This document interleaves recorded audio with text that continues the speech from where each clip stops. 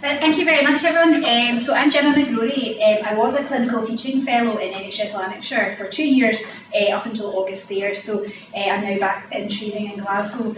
And today I'm going to present to you something called Fix the Fracture, which is one part of a wider strategy to try and widen access to work experience through simulation. So I appreciate it's slightly different perhaps from the usual stuff presented in the room, so I appreciate you listening.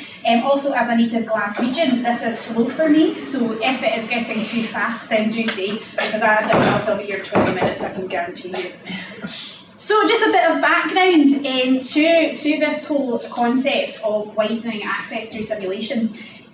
Widening access to medical degrees has been an issue for a number of years, particularly for students from low socioeconomic backgrounds. This is particularly an issue across all degrees, but particularly so for professional degree courses, and mostly when you have medical school applicants, the successful ones will come from more affluent backgrounds. However, there is a growing global recognition that medical students should reflect the local community that they serve, and so widening access programmes have come in to take account of that. Now, in NHS Lanarkshire, it certainly serves a very deprived population, some of the most deprived in Scotland, and generally speaking, most of the schools in our area do not have a good progression rate to university for any degree, never mind a professional degree. And part of the challenge of that is actually access to work experience, partly because of lack of availability, but also partly because it's bound by red tape, bureaucracy, and these children don't come from schools that actually are used to dealing with these processes, so therefore they find the whole thing very bewildering to navigate and just give up. They also have a lot of support often at home to help them through this process. So NHS Lanarkshire does have a programme that they offer, which is a 3-day programme, which is fairly standard. They have a variety of activities they can go on, such as go to a clinic, minor ops, they can go and see gastroscopy or something like that. But the challenges with it are like any work experience programme. In the main way, it is a passive learning experience. You're standing there, you're watching things, you're learning through osmosis, but it's not very hands-on. And that's the issue that I have with traditional work experiences. How do you know you want to be a doctor if you can't actually get on hands-on with patients?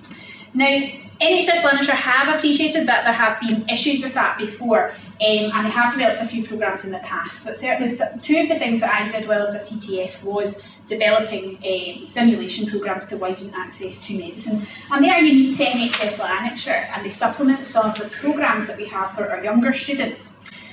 SGS4, that's GCSE age, when in Scotland they do, I'm not sure what they do now, they keep changing the curriculum, standard grades in my day. And these are kids who are at the stage where they're starting to choose subjects that have an impact on their overall career. So we have the medical skills days for them, which they can come along, do arterial blood gas sampling, do suturing, they can have a go at plastering each other, they love that, their parents don't so much when they go home with a plaster cast on. But the trouble with these things is that they are, again, they're just an adjunct to work experience, you're learning skills in isolation in a skills lab, it's not contextual. And so I don't think that can really help you in terms of career decision making. I think you actually need something a bit more full on. So, like the answer to everything in life, simulation is obviously key here in trying to help these kids make decisions about careers. Now, one of my wider research interests is actually around school children and how they come to make a career decision. And it's not surprising that, given they don't get much work experience, what they get their information from is TV. And they all, very much disappointingly to me as a medic, want to be surgeons and E&E doctors and intensive care doctors. But if all you've ever seen is that on TV, how do you know that's what you want to do? Is it when you went and did your work experience, you sat in a clinic? So what the challenges are with this kind of work experience is obviously it's emergent, it's unscheduled. You can't very well have school children marauding around the theatre. There's so many risk assessments that have to be done, there's so many challenges with that, you need supervised. Hospitals just about have a fit if you propose having these kids in this area, but like I said, you can't know this is what you want to do unless you have a go. So, a programme that I've developed is called the Junior Doctor for a Day, and it's a way of getting through high numbers of school children, so 20 to 30 a day come and be a junior doctor. And what they get to do is a number of things, and one which we'll talk about is fix the fracture, but they also get to have a go at laparoscopic theatre, they get to deliver a baby and resuscitate a newborn. I've actually never even done that, it's pretty cool. It's an accident emergency, there's a guy who gets coming after being hit by a bus, and they get to resuscitate them using an ATE assessment, then they get to let loose with a defibrillator. and in a critical care environment. It's a very loose critical care environment, but they think this is amazing. Now, what I want to talk a bit more about is the evolution of one particular facet of that, and that's the central one, which is fix the fracture. Partly because it kind of highlights quite nicely the challenges of trying to do simulation with this particular demographic. How is it possible to try and get safe, hands-on experience for complete novices? And I guess this problem applies as well to very junior stage undergraduates. And how do you provide an authentic surgical experience? And it's very challenging to try and merge those two, partly because school children, although these ones are again the more academic stream, bear in mind most of them don't go to uni, okay? But I mean, I was one of those kids and I was so hapless. I set my pal on fire in 5th year at secondary. I'm not actually lying, I didn't set on fire. It was totally accidental, it wasn't deliberate.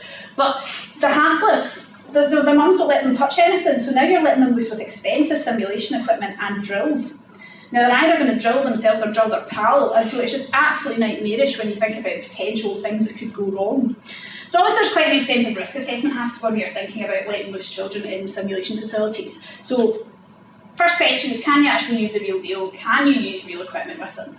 And initially we thought letting loose a bunch of marauding school children with drills was probably not the most sensible idea, and thought we'll try and work some ways around that. Broken bones, often the adults, when we use postgraduate, we often use animal broken bones. Again, that's a sharp's injury. Potential risk, you've got them potentially jabbing themselves on animal bones, getting God knows what prion disease, you can only imagine the headlines. So again, not ideal. So we opted to try and use something different. Now initially what we thought is school kids, so fidelity is a loose construct for them. They've never experienced it before, so can we stretch the boundaries of it? So we thought mechanical, that's cheap, it's reusable, something we'd probably used before, and pre-broken plastic bones. However, this was an actual nightmare because A, the bones were a nightmare to break. It took like hours of sawing, but we could not break the things because we obviously had to have them pre-fractured. We wanted to pre-drill them, so again, I'm obsessed with school kids being let loose with drills, but we couldn't have them drill things for obvious safety reasons, so it took hours to get it drilled. Then we couldn't get the plates to fit properly because the screws kept losing their thread. It was just a nightmare.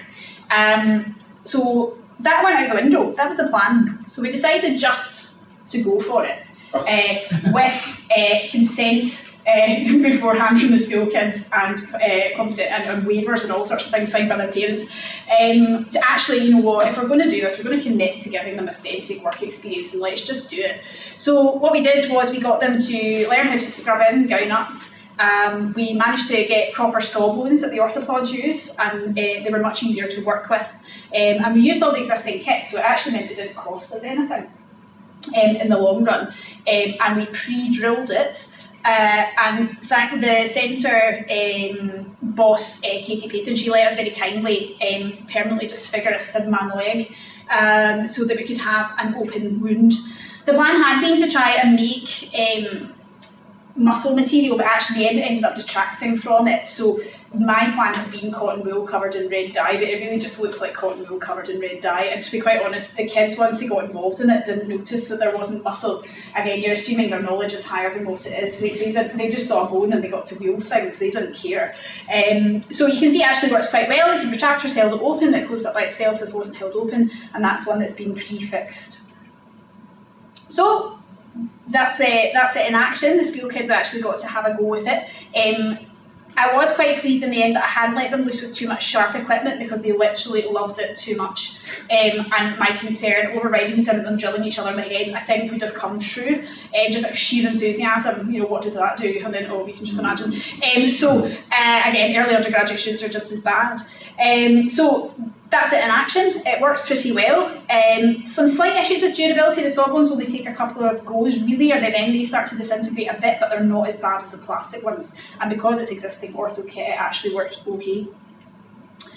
School children obviously loved it. They got a chance to dress up as a surgeon, and since most of them actually that's what they want to do, it's inspirational for them to actually get to follow in the footsteps of the things that they've seen on TV, and they think, oh, it's amazing they're actually allowed to get hands-on with stuff that they're never ordinarily allowed to touch. And one of the things in the feedback, there's several of them said they loved the danger element of it. I'm like, you have no idea what you could have been let loose with, so I'm very glad we didn't. Just a final word about simulation and widening access.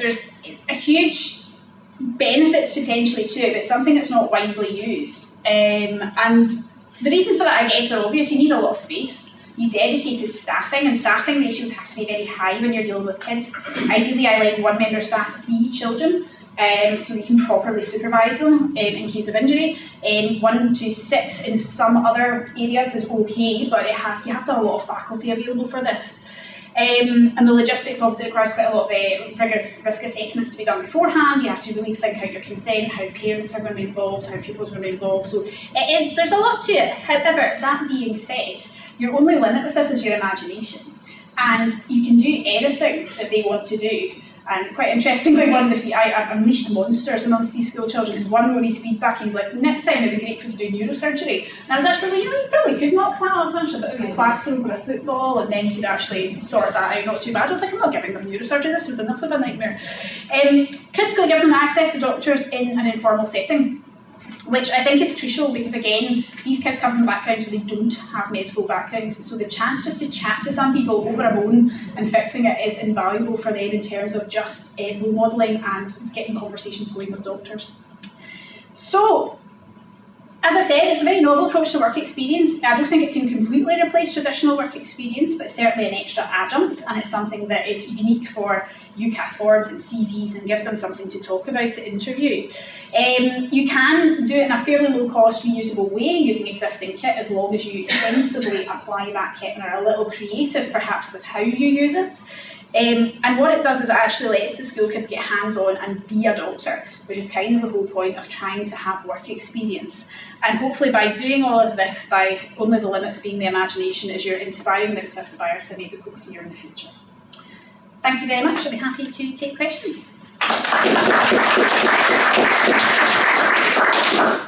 Very interesting, well done. We actually run a programme as well for transition year students in our centre, and we have, I don't know how you manage on one simulator, we have around 40 a week for 3 weeks. Oh my gosh. Groups of 20, but we find it hard to keep 20 occupied as well, but they're surprisingly good at technical skills. Yeah, they just pick it up, like they were like, oh yeah, fix a fracture, that's normal, and they really just pick everything up so well. Any question here? Yeah?